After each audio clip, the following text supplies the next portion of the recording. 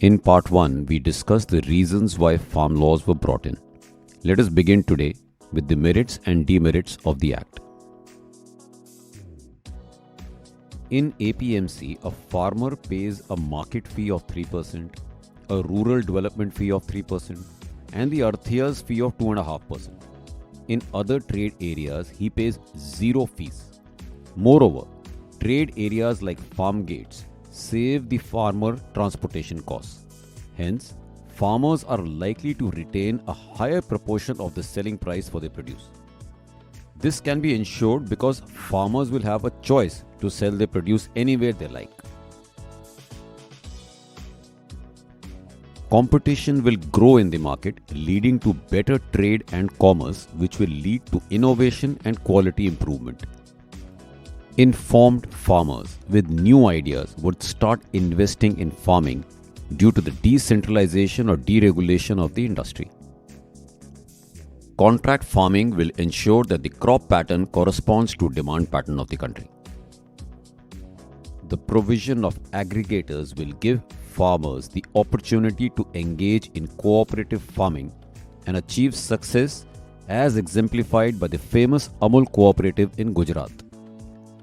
If implemented well, the farm laws will deter those corrupt officials at FCI who often refuse to buy the produce, citing no place to store as the reason, thereby forcing small farmers to sell the same produce below MSP to agents of FCI officials outside. The same produce was then sold by these agents to the FCI at MSP. With competition, government distribution agencies like the FCI would need to keep pace and ensure nil wastages, ensuring better distribution. Let us now see some demerits of the Act. Since farmers are required to pay fees at APMC, net APMC rates would not be favorable when compared to other trade areas. Hence, with time, APMC might get irrelevant. SDMs and DMs who enjoy no independence from the executives are likely to be influenced by powerful lobbies to rule against the farmers. Regulations for people to enter as traders or sponsors are weak. A person with just a PAN card can become a trader. Fly-by-wire traders are likely to emerge with increased cases of fraud. In contract farming, the legal advantage is to the sponsor since most of them are expected to be big corporate houses with a battery of lawyers on their payroll. Suggestions: Government can remove or lower fees at APMC so as to bring APMC rates at par with other trade areas.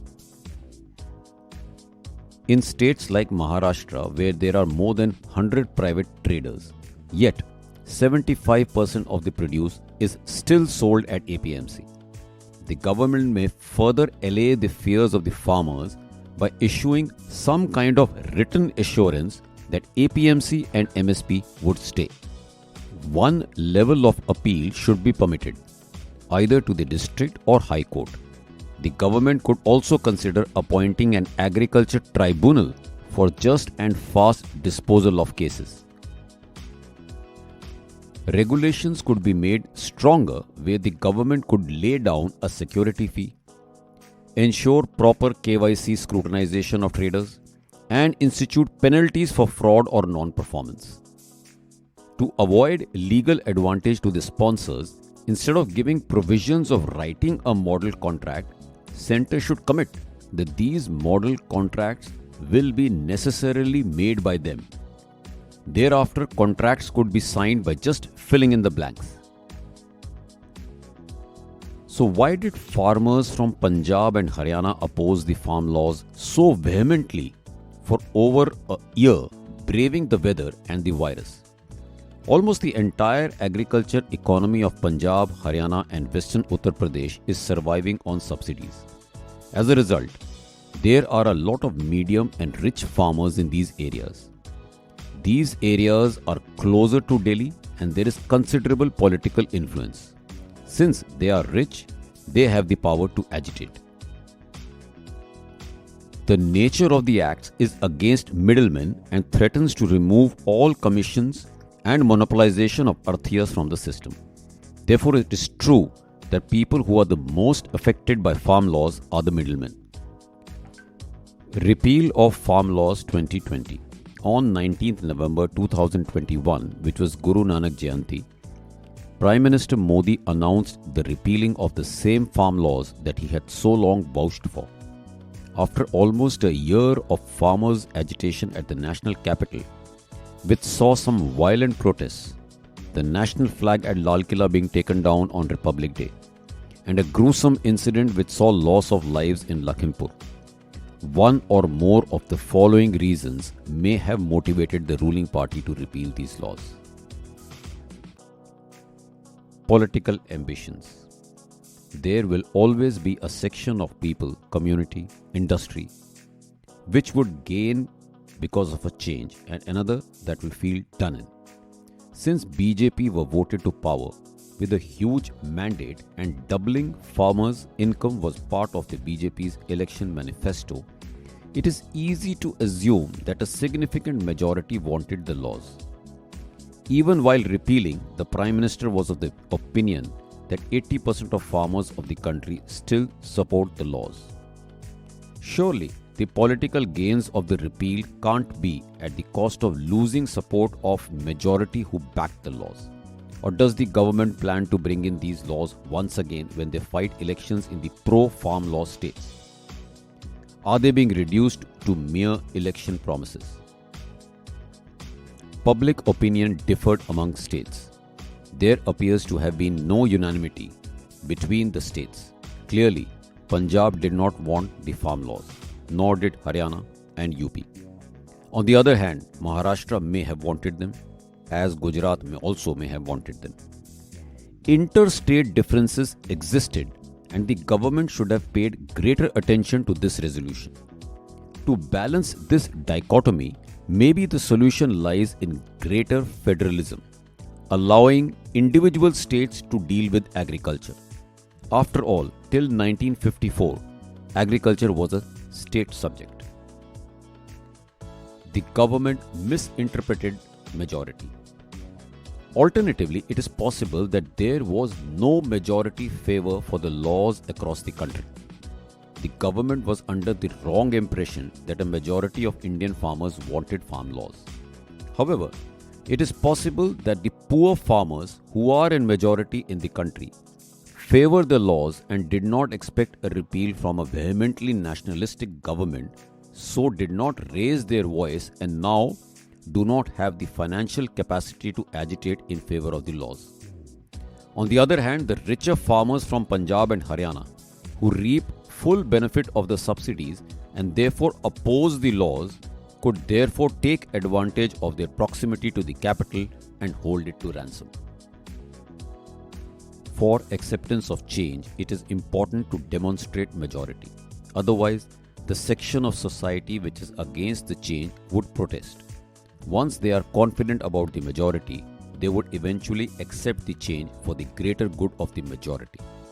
While an election manifesto carries a list of promises made by a party, there may not be complete agreement with each and every one of them, even across voters who cast their ballot in favor of the party.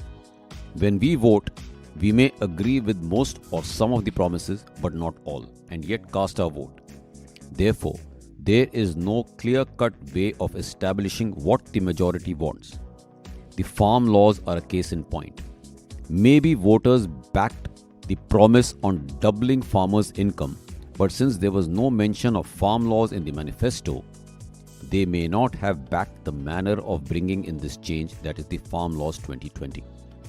This is also the reason why Supreme Court stayed the laws in January this year. Perhaps they too were not convinced of the majority. The Brexit referendum, on the other hand, was a clear establishment of majority opinion. There was a direct vote of people taken on the decision, and no court of Britain interfered with the will of the people. While a country like India can hardly be governed by constant referendums, there needs to be a an apolitical process to determine the majority support on key issues affecting the livelihood of many in the country. At the very least, the ruling party needs to discuss all important changes with stakeholders. Had the farm laws been discussed in detail with farmers across the country, experts, and opposition, at least some semblance of majority could have been established. Years of work from experts, scientists, politicians, and the administration have been put to waste with the repeal of the farm laws. Modi's strong nationalist and dominating image has taken a beating. Unconnected issues like the anti-CAA protests have got reignited. If farm laws are for the good of the farmer, then they may not be repealed. Moreover, important changes need a reliable measure of clear majority which makes them more acceptable. Instead, these laws were hurried up and brought as an ordinance. This does not instill public confidence and is not a hallmark of a good democracy. Thank you.